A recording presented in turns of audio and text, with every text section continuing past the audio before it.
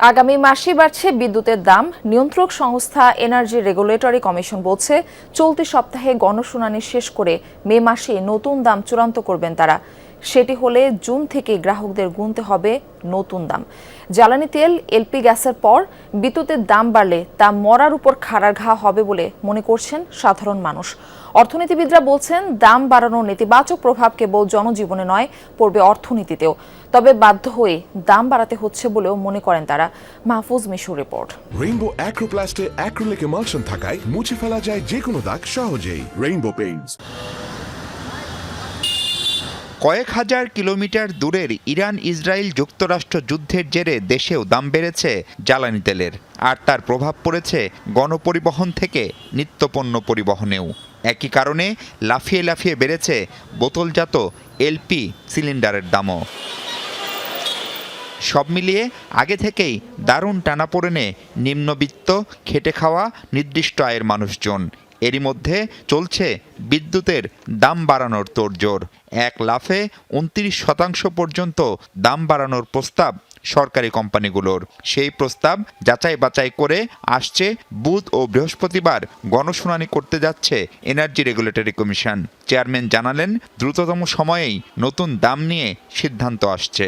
PDB এবং পিডিবির অধীনস্থ সঞ্চালন কোম্পানি এবং বিতরণ কোম্পানি প্রস্তাব পাঠিয়েছে পাইকারি, খুচরা এবং সঞ্চালন ব্যয় বৃদ্ধির জন্য, এবং গণশুনানির পর মতামত অনুযায়ী আমরা দ্রুতই এর মূল্য নির্ধারণ করব। বিদ্যুতের দাম বাড়ানোর এমন আভাসে চিন্তায় সাধারণ মানুষ। বলছেন, আগে থেকেই জীবন চালাতে ভীষণ রকম হিমশিম খাচ্ছেন তারা।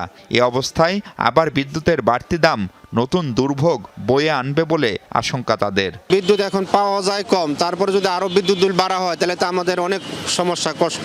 ইনকাম সোর্সকে ডেভেলপ না করে যদি বিদ্যুৎ বিলকে বাড়ানো হয়, এটা দেশের জন্য একটা সুখনীয় হবে না। এর মধ্যে যদি আবার বিদ্যুতের দাম বাড়ানো হয়, মানুষের জন্য এটা খুবই কষ্ট হয়ে যাবে। বিদ্যুৎ বিলটা বাড়লে স্বাভাবিক হিসাবে পরিবারের টানতে সমস্যা হবে, কারণ আমাকে ইনকামের দিকে তো কোনো বাড়তি নেই। পরিস্থিতিতে সবজিতে খাবারের দাম, চাউলের দাম, সবজির দাম, সবকিছুর দামই তো বাড়তেছে পরিমাণে। এটা সরকার কেন কমায় না?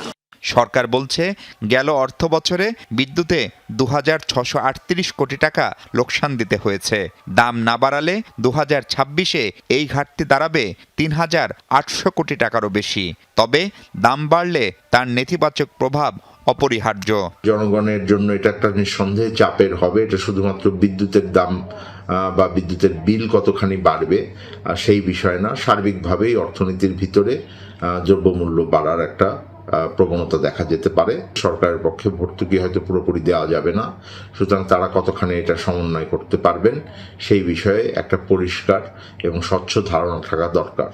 দেশের প্রায় ৫ কোটি গ্রাহকের মধ্যে যারা ৭৫ ইউনিট পর্যন্ত ব্যবহার করবেন, তাদের লাইফলাইন অর্থাৎ কম দামের সুবিধা দেওয়ার প্রস্তাব সরকারের। আগে এটি ৫০ ইউনিট থাকলেও ২০০ ইউনিট পর্যন্ত গ্রাহকরা কম দামের সুবিধা পেতেন, যা তুলে দেওয়ার কথা বলা হয়েছে এবারের প্রস্তাবে। সেটি বাস্তবায়িত হলে নিম্নবিত্ত ও নিম্ন মধ্যবিত্তকেও গুনতে হবে উচ্চ হারের বিল। মাহফুজ মিশু, যমুনা নিউজ, ঢাকা।